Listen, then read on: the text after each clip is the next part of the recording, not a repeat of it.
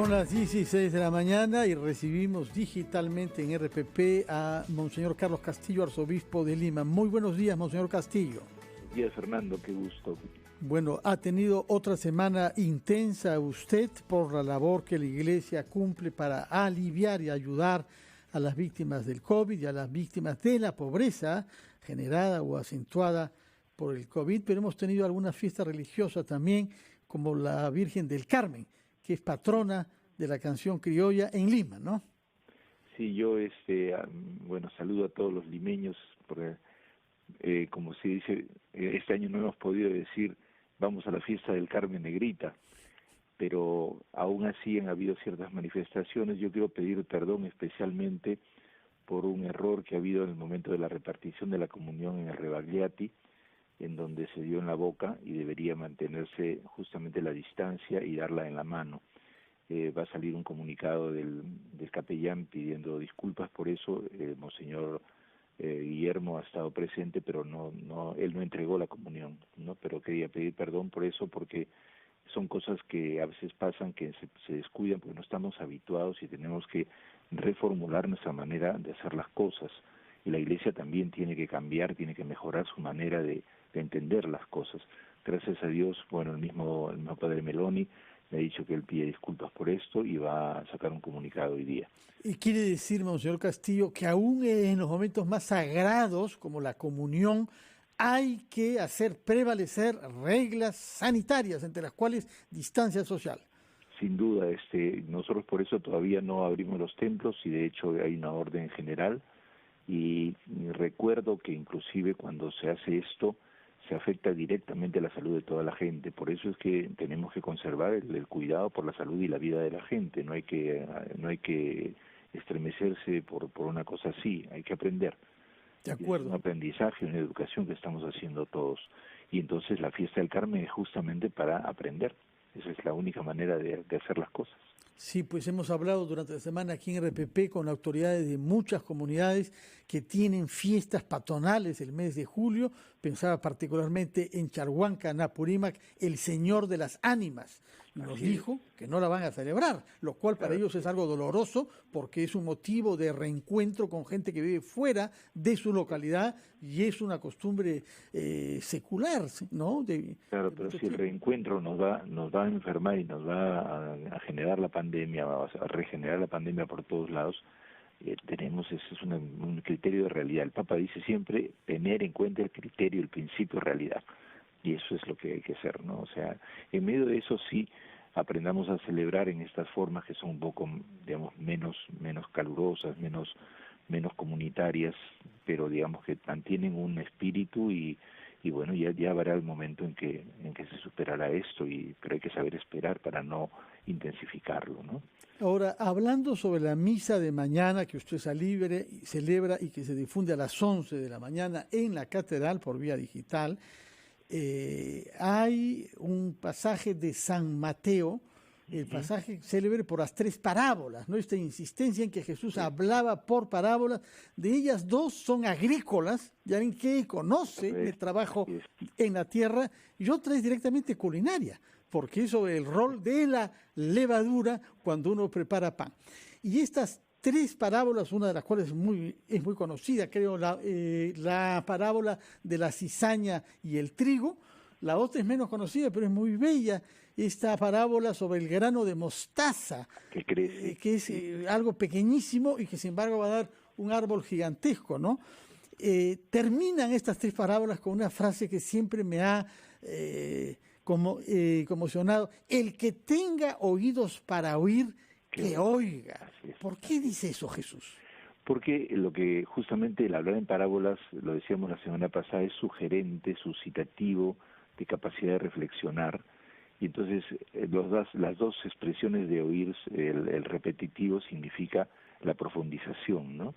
Y entonces uno oye, pero tiene que escuchar y tiene que profundizar. Y entonces las imágenes son preciosas para poder pensar, ¿no? Además, en un mundo campesino y en un mundo culinario, como tú dices, hay la idea del digamos, el sembrar algo bueno, pero el maligno que hace lo contrario, y la paciencia de Dios para decir, bueno, vamos a llegar al final, ¿no? De tal manera que todo el mundo tiene oportunidad y puede crecer, ya vamos a ver cómo se separa. La semilla pequeña que crece, que significa el generar un proceso de cosas muy elementales, pero que suscitan algo nuevo, ¿no? Y en ese sentido yo quisiera decir que estamos como viviendo en estos tiempos eso, el nacer de una nueva manera de vivir que implica el respeto, el reconocimiento de la persona, y que por sí misma va a ir generando una manera distinta de pensar y de respetar los derechos y la justicia de todos. Por eso habla también en el inicio, en la primera lectura, del Dios de la justicia, que es justo porque sabe comprender y no es una especie de arbitrario, ¿no? Y luego está el de la mostaza, que es precioso también. Yo siempre me he admirado por qué Jesús, ¿dónde aprendió Jesús esto, no?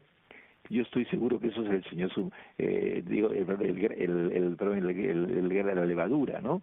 Eso lo aprendió de su mamá, ¿no? O sea, Jesús siempre emplea imágenes de la vida cotidiana porque conoce a su pueblo, conoce la vida de la gente y le habla a la gente desde sus propias experiencias. Y además es interesante entonces porque también tenemos la sombra de María indirectamente. Podemos conocer a María, a María del Carmen, diríamos, a través de esto, ¿no? Le podríamos llamar la Virgen de la Levadura, ¿no? O la Virgen de la Torta, ¿no? Porque es una manera de situarse desde el corazón de la gente para, con las mismas parábolas de la gente, anunciarles el reino de Dios. Imagínense cómo se sentiría la gente, las señoras diciendo, mira, el reino de Dios se parece a nosotras, que amasamos la harina y que la llenamos con la levadura, ¿no? Esta manera de hablar es lo que necesitamos hoy día para que todo el mundo comprenda su responsabilidad en este momento, en el momento difícil, en todas las circunstancias y en el camino que vamos a llevar hacia el futuro. Una de las cosas más bellas de estas parábolas es que anuncian que todo va creciendo hacia el reino de Dios. Por eso que dice que el árbol, cuando crece, el grano de mostaza se hace como un árbol donde todas las aves vienen a habitar en su reino. Dice, el reino de Dios se parece a esto. Es decir, la presencia, el reino es el reinar de Dios, la fuerza amorosa que lo invade todo por parte de Dios. Esa fuerza nos puede capturar mundialmente a todos si escuchando profundizamos y a la vez vamos siendo responsables de lo que entendemos, poco a poco, ¿no? Además con paciencia. Dios tiene una ancha paciencia para poder, un ancho corazón para poder comprender que poco a poco hay que conocerlo, y por eso es que tenemos errores también en el camino y no sabemos bien qué hacer, ¿no? Permítanos, Monseñor, ir a una pausa, por favor, después de la cual comenzaremos escuchando parte de lo que el Papa dijo esta semana en la audiencia de los miércoles en el Vaticano. Hacemos una pausa y retomamos diálogos de fe con Monseñor Carlos Castillo, arzobispo de Lima.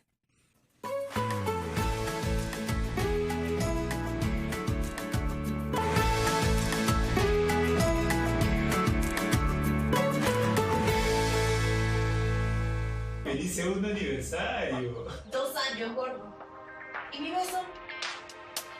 Los aniversarios pueden cambiar. Lo importante es seguir conectados. Solo por ser cliente Movistar te regalamos 10 gigas extras y 50% más velocidad para tu internet de casa. Actívalos en nuestras apps. La emoción nos une. Movistar. En este tiempo, debemos estar unidos e informados frente a la COVID-19. De lunes a viernes a las 3:30 de la tarde, mantente al tanto en Todo sobre el Coronavirus con el doctor Elmer Huerta. Gracias por estar con nosotros. Soy el doctor Elmer Huerta. RPP, la voz del Perú. Durante esta emergencia, los periodistas de RPP te informamos sobre lo que ocurre en todo el país. Durante todo el día, en radio y televisión en simultáneo, estamos contigo. Dicen que en la zona está encendida y el bajo reventando tu bocina. ¿Quieres música urbana? Pues toma. Lo que suena es Radio La Zona. Dicen que la zona está encendida, el bajo reventando tu bocina. ¿Quieres tu música urbana? Pues toma. Lo que te escucha es Radio La Zona. En la noche y la escucho por la mañana. Cuando me voy de party todo el fin de semana. La Zona, tu música urbana. En RPP seguimos trabajando para que estés bien informado, porque bien informado tomas mejores decisiones. Sintonízanos en nuestra multiplataforma en radio y TV en simultáneo.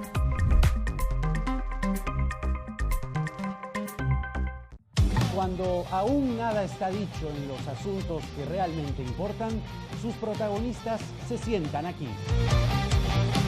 Nada está dicho, de lunes a viernes a las 9 de la noche. Soy Jaime Chincha y en el Perú de hoy, nada está dicho.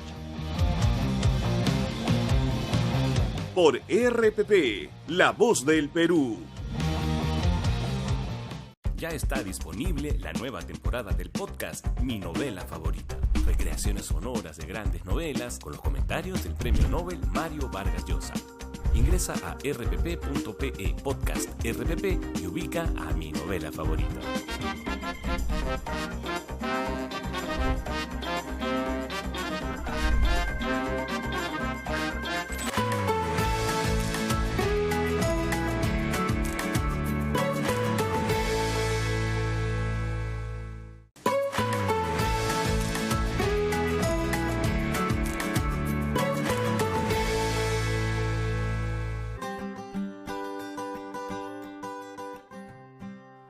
Questa del seminatore è un po' la madre di tutte le parabole. Esta parábola del sembrador es un poco la madre de todas las parábolas, porque habla de la escucha de la palabra. Nos recuerda que es una semilla que en sí misma es fecunda y eficaz, y Dios la esparce por todos los lados con generosidad, sin importar el desprecio. Así es el corazón de Dios. Cada uno de nosotros es un terreno sobre el que cae la semilla de la palabra, sin excluir a nadie. La palabra dada a cada uno de nosotros. Nos podemos preguntar, yo, ¿qué tipo de terreno soy? Me parezco al camino, al pedregal, al arbusto. Si queremos, con la gracia de Dios, podemos convertirnos en terreno bueno, labrado y cultivado con cuidado, para hacer madurar la semilla de la palabra. Está ya presente en nuestro corazón, pero hacerla fructificar depende de nosotros. Depende de la acogida que reservamos a esta semilla. A menudo estamos distraídos por demasiados intereses, por demasiados reclamos. Y es difícil distinguir entre tantas voces y tantas palabras la del Señor, la única que hace libre. Por eso es importante acostumbrarse a escuchar la palabra de Dios. Bueno, Monseñor Castillo, ve usted que hemos escuchado al Papa diciendo que las parábolas que usted comentaba, aquella del sembrador, la del trigo y la cizaña, es la madre de todas las parábolas, porque cada persona es presentada como un terreno en el que se pone una semilla y depende de él, que pueda fructificar o no, volverse un árbol poderoso, ¿no? Ahora, ¿por qué hemos perdido esa capacidad de expresarnos de esa manera, como hacía Jesús con parábolas? ¿Por qué se ha abierto esta dificultad para entusiasmar a los jóvenes con esta palabra que nos viene del Evangelio? Bueno, el asunto central está en el tipo de lenguaje, ¿no? Hay tres tipos de lenguaje: el equívoco, el unívoco y el análogo. Análogo significa hablar por comparaciones, como el poema, los poemas, ¿no? Tú eres una rosa, por ejemplo, ¿no es cierto? Una cosa linda para decirle a una persona que uno quiere, ¿no es cierto? Esas comparaciones permiten decir la verdad, pero intuitivamente, aproximativamente, pero con claridad. El equívoco es el del lenguaje cotidiano, que puede prestarse a miles de entendimientos y se puede hacer algo así como que es segundo sentido, ¿no es cierto? O un sentido escondido negativo, ¿no? Y luego está el unívoco, que es el de la ciencia. Y uno de los problemas más fuertes de la época actual es que hablamos solamente un lenguaje técnico, eso es la verdad. técnico-científico. Y entonces perdemos la calidad más grande del ser humano, lo decíamos la semana pasada, ¿no? O sea, la primera palabra que pronuncia Adán es huesito mío, carnecita mía. O sea, compara su vida con su mujer y la siente suya y la expresa en dos símbolos. Este lenguaje simbólico, analógico, comparativo, alegórico, nos permite enormemente reconocer la grandeza que está escondida en nosotros. Y cuando uniformizamos y todo es técnico, todo es suma y resta, ¿no? Y multiplicación y división, o sea, abstraemos nuestra vida de lo más interesante. Por eso el Papa dice claramente, como el Señor dice muchas veces, que con la idea de semilla va generando un proceso imperceptible que nosotros acogemos, pero el Señor va haciendo su camino, ¿no? Y el Señor genera procesos, no conquista espacios. Es una cosa muy importante. La conquista es justamente parametrar, dominar, cercar el terreno, ¿no? y hacerse dueño, ¿no? En el generar procesos que están contenidos en la idea de semilla, pues hay una apertura y un desconocimiento de todas las cosas, pero uno va caminando y va abriéndose al espíritu y a las inspiraciones distintas y va caminando por la vida. Querer controlar la vida completamente es cerrarse. Estar disponible a la aventura de la vida es una imagen preciosa, y eso es también en la fe. En la fe también empleamos un lenguaje, digamos, parametrado, cuando todos lo resumimos la vida cristiana en leyes. Y la vida, si tú cumples esto, vas a obtener esto, y si cumples lo otro, vas a obtener lo otro. Con eso reducimos. Jesús es abierto, es inspirador, permite la libertad del ser humano, el crecimiento, las decisiones, y eso es muy importante para madurar. Y uno de los problemas centrales de nuestro país es ese: aprender a madurar para responder con responsabilidad a las situaciones, haciendo respuesta a la demanda que viene de las personas.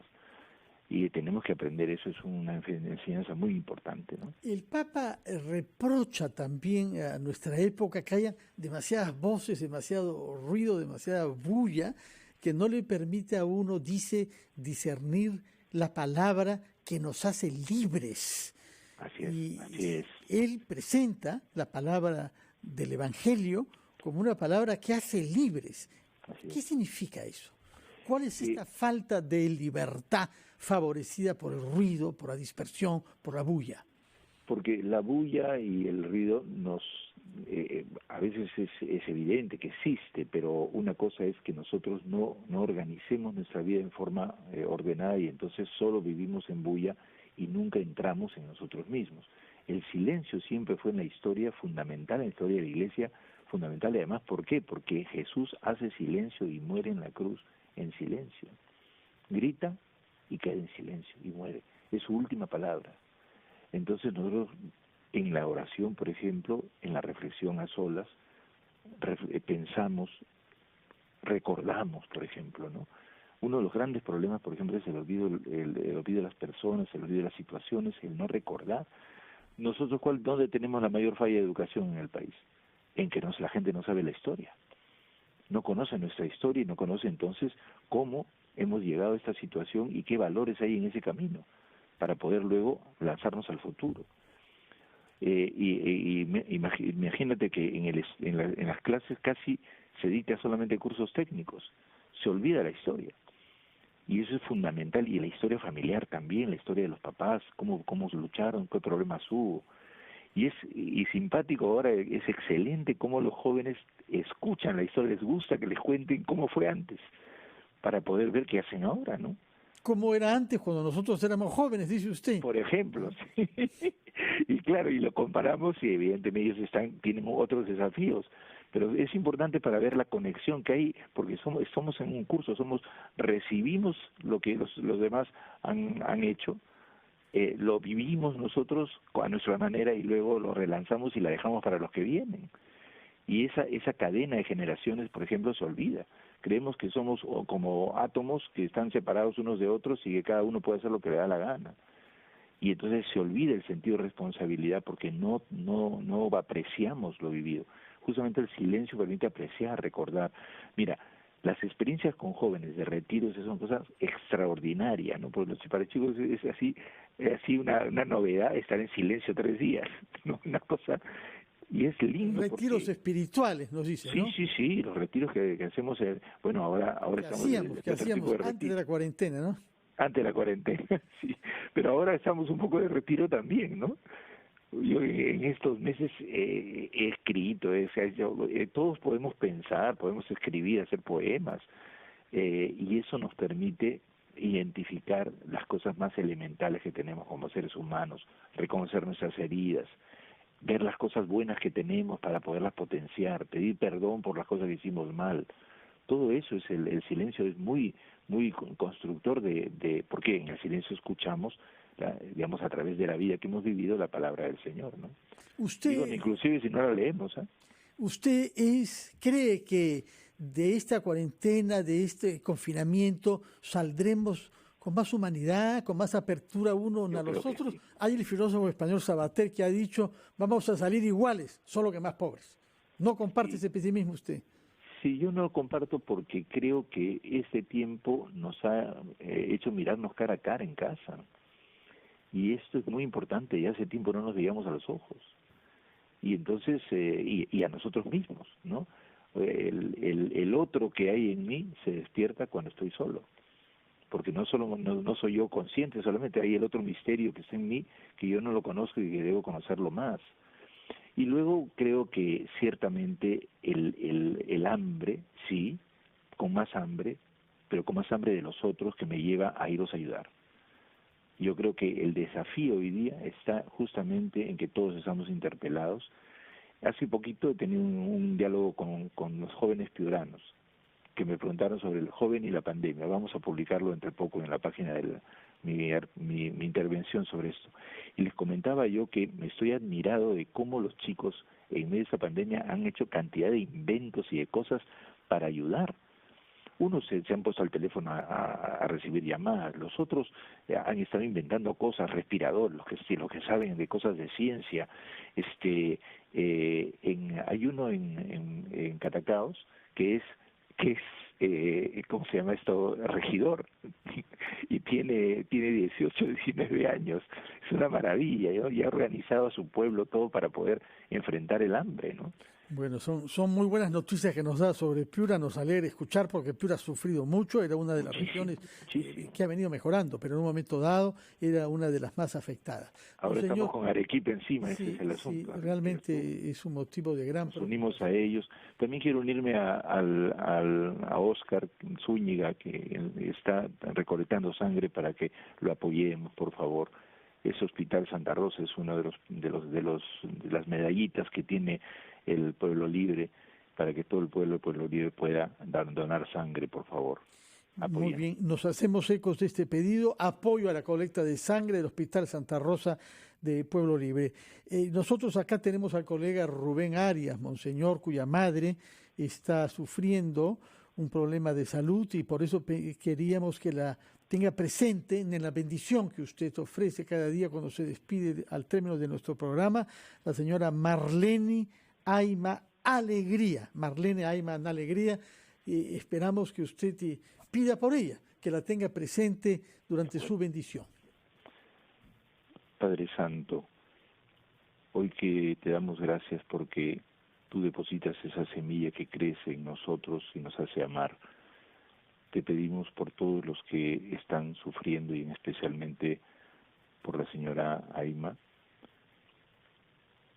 por toda la familia del señor Rubén, y te pedimos por todos los que están enfermos en estos días, para que la fuerza de nuestra solidaridad y la inspiración de tu amor nos lleve a superar los problemas de esta pandemia y nos ayudemos mutuamente a sanarnos de nuestras heridas y a progresar como país solidariamente, haciendo el esfuerzo de producir, pero sobre todo producir para que haya muchas mejores condiciones de vida saludables para todo el pueblo. La bendición de Dios Todopoderoso, Padre, Hijo y Espíritu Santo descienda sobre todos y sobre todas y permanezca para siempre. Amén. Muchas gracias, Monseñor Carlos Castillo.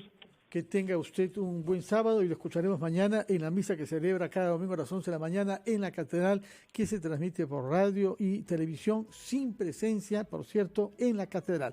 Muchas gracias y muy buenos días, Monseñor Carlos Castillo. Muchas gracias. Fue Diálogo de Fe, programa de RPP, La Voz del Perú. Muy buenos días.